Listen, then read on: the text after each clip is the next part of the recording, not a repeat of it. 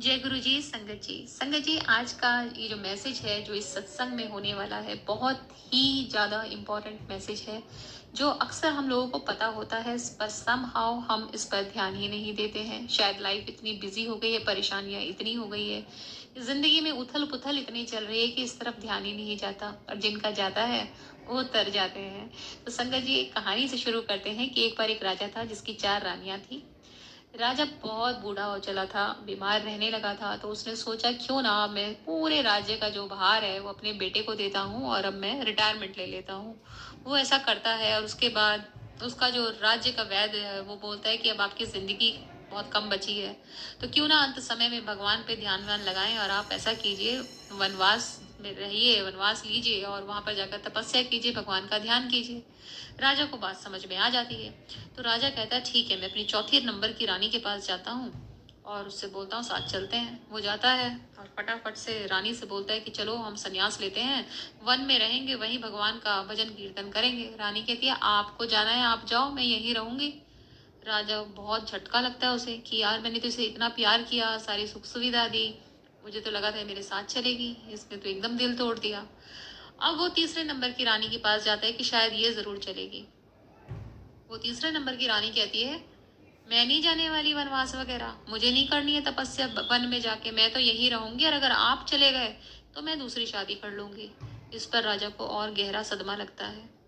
फिर वो सोचता है कि दूसरे नंबर की रानी तो मेरे साथ पक्का चलेगी, क्योंकि पूरे राज्य का जो फाइनेंशियल प्लानिंग था, जो डिसीजन मेकिंग थी, वो इस सेकंड नंबर की रानी करती थी, जो बहुत ही बुद्धिमान थी। सारे अरेंजमेंट, कोई फंक्शन होता था, ये पूरा सब कुछ सब मैनेज करती थी।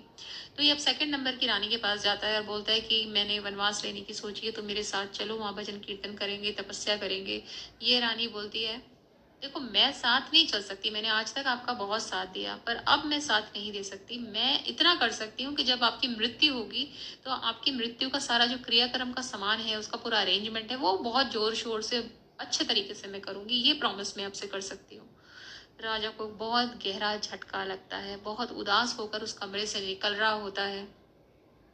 अचानक से पीछे से एक आवाज आती है, रुकिए, ठहरिए, मैं आपके साथ चलूंगी।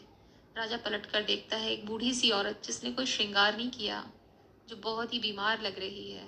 जब गौर से देखता है तो जानता है कि अरे ये तो उसकी पहले नंबर की रानी है, जिसे राजा सालों पहले भूल बैठा। तो संगत जी, मोरल ऑफ द स्टोरी क्या समझे आप? ये कहानी 4 रानियों की नहीं है। अब हम शुरू से शुरू करते हैं। जो चौथे नंबर की रानी, जिसने फटाफट से ये बोल दिया ना, आपको जाना चाहिए, मैं नहीं जाने वाली, वो रानी हमें ये बताती है कि जितनी भी हमने, जिन चीजों के पीछे हम भाग रहे हैं ना, मटेरियलिस्टिक चीजें, वो सब यहीं रह जानी है, हम यहीं छोड़ के जाने वाले हैं। तो वो चीजें कह रही है तुम्हें जाना है जाओ, मैं यहीं रहूंगी, तो वो चीजें हम यहीं छोड़ जाएंगे, सब कुछ यहीं रह जाएगा, वापस खाली हाथ जाना है। संगत जी, तीसरे नंबर की रानी पर आते हैं, जो कहती है आपको जाना है जाओ, लेकिन चले गए तो मैं दूसरी शादी कर लूंगी। तो तीसरे नंबर की रानी ये बताती है कि जिन चीजों के पीछे आप भागते रहे ना, वो आप यहीं छोड़कर जा रहे हो। किन के लिए? दूसरे लोगों के लिए। अब दूसरे लोग उन सारी चीजों को बरतेंगे, आप तो चले गए उन्हें छोड़कर, जिनके पीछे अपनी पूरी जिंदगी लगा दी। अब आते हैं दूसरे नंबर की रानी पर। संगत जी, दूसरे नंबर की रानी ने ये बोला कि मैं आपके क्रियाक्रम का सारा अरेंजमेंट कर दूंगी। तो संगत जी, ये वो लोग हैं, हमारी फैमिली, हमारे फ्रेंड्स, हमारे रिलेटिव्स, जो हम सिर्फ जिनका साथ एंड में हमारे तक शमशान घाट तक रहता है, उसके बाद ही हमारा क्रियाक्रम करते हैं और अपने अपने रास्ते चले जाते हैं। तो संगत जी, दूसरे नंबर की रानी हमें ऐसे लोगों का बताती है। अब आते हैं पहले नंबर की रानी पर। पहले नंबर की रानी बताती है कि वो जिसने तुम्हारा हमेशा साथ दिया, हमेशा जब जब आप फंसे, जब जब एक कठिन आपको डिसीजन लेना था, तब तब उस रानी ने आपका साथ दिया। वो पहले नंबर की रानी जिसे आप बरसों पहले भूल चुके हैं संगत जी, वो है हमारी सोल, जिस पर हमने कभी काम ही नहीं किया। वो बूढ़ी हो चुकी है, वो बीमार है, उसको हीलिंग की ज़रूरत है, उसे प्यार की ज़रूरत है। और हम क्या कर रहे हैं? हम सारी चीज़ों के पीछे भाग रहे हैं जो रानी नंबर 432 बता रही है, लेकिन हमने अपनी सोल पर काम नहीं किया। सोल पर कैसे काम करेंगे?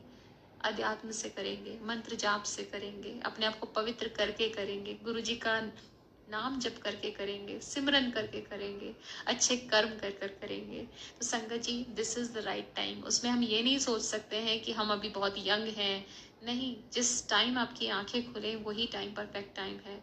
हमें अपनी सोल पर आज से अभी से ही काम करना होगा संगत जी। बस इसी मैसेज के साथ ये सत्संग में खत्म करती हूँ, फिर से मिलते हैं अगले सत्संग में। जय गुरु जी, शुक्राना गुरु जी।